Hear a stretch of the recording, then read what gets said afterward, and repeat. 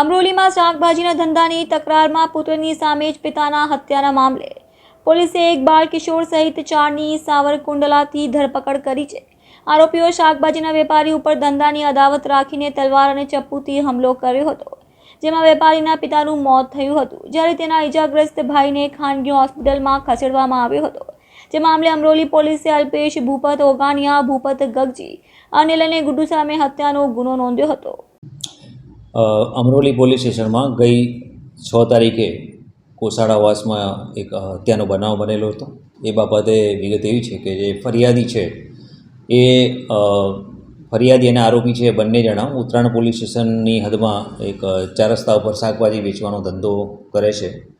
એમાં આરોપી છે જે કાયમી જે જગ્યા પર ધંધો કરતો હશે એની બાજુમાં ફરિયાદીએ પોતાનું શાકભાજી વેચવા માટે ગયા હતા। તો એ બાબતે આરોપીએ એવું કહ્યું હતું કે એમને ત્યાં આગળ આવવું નહીં અને ત્યાં બેસીને ધંધો કરવો નહીં। એ બાબતે એમને બોલાચાલી થઈ હતી।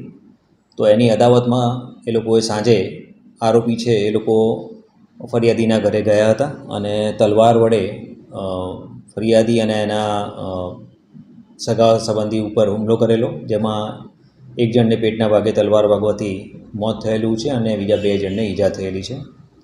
આ કામે 4 આરોપીઓને સાવરકુંડલા અમરેલી ખાતેથી અરેસ્ટ કરવામાં આવેલા છે અને આગળની તપાસની કાર્યવાહી ચાલુમાં છે।